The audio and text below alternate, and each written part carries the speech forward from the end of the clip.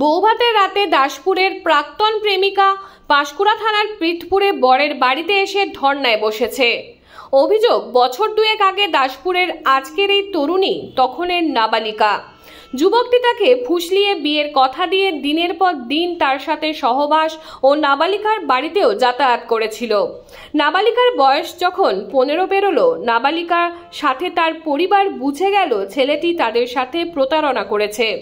2023 সালে দাসপুর থানায় পৃথপুরের ওই যুবকের বিরুদ্ধে অভিযোগ দায়ের হয়। মেয়েটি জানতে পারে 5ই জুলাই শনিবার ছেলেটি অন্য কাউকে বিয়ে করেছে, আর 6ই জুলাই রবিবার ছিল পৃথপুরের তারই বৌভাতের অনুষ্ঠান। রবিবার রাতে সেখানে গিয়ে দাসপুরের প্রেমিকার ধর্না।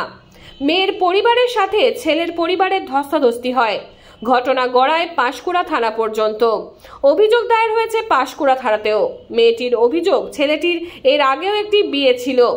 এখন দেখার আইনের পথে মেয়েটির বিচার পায় কিনা। ঘটনা ঘটেছে বলতে স্যার 2021 সালে একটি ছেলের সাথে পৃথপুরে বাড়ি, জেলা পূর্ব মেদিনীপুর, পাঁশকুড়া থানা।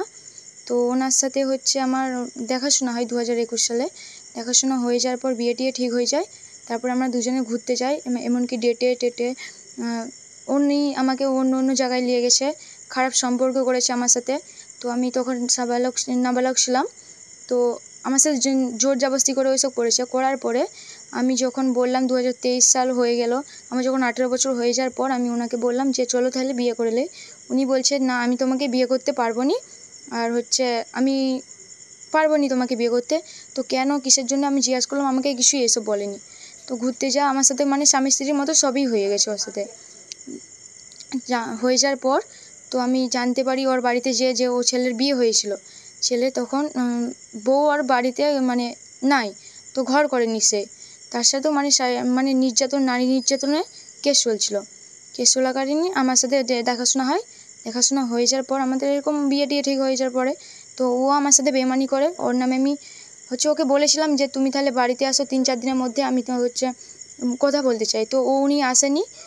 তো তারপরে আমি হচ্ছে উনি সময় চাইছিল, দেওয়ার পরেও উনি আসেনি। তারপরে আমি দাসপুর থানায় কেস করি। কেস করার পরে ওনাকে ধরতে চাই, উনি হচ্ছে বেল নিয়ে নেয়। বেল নিয়ে নেওয়ার পরে আজকে হয়েছে বলতে স্যার, উনি গতকাল বিয়ে করেছে, মানে 2 নম্বর বিয়ে করেছে।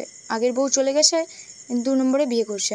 তো বিয়ে করার পর আমি যখন যাই জানতে যে তুমি বিয়ে করেছো, আমাকে উনি ধরে মারধর করে। হচ্ছে ওনার দিকে কিছুই বলেনি, ওনার বাড়ির লোক, আত্মীয় স্বজন, কুটুমজন সবাই মিলে মারধর করেছে। তো এখন কোথায় এসেছে? এখন আমি পাঁশকুড়া থানায় আছি। তো অভিযোগ করেছি। হ্যাঁ। কি চাইছেন আপনি? আমি চাইছি ছেলের শাস্তি পাক, নাহলে আমাকে যেই প্রতিশ্রুতি দিয়ে আমার সাথে এইসব করেছে সেই কাজটাই ও করুক, আমাকে বিয়ে করুক। আমি এইটুকুনি কথা বলতে চাই।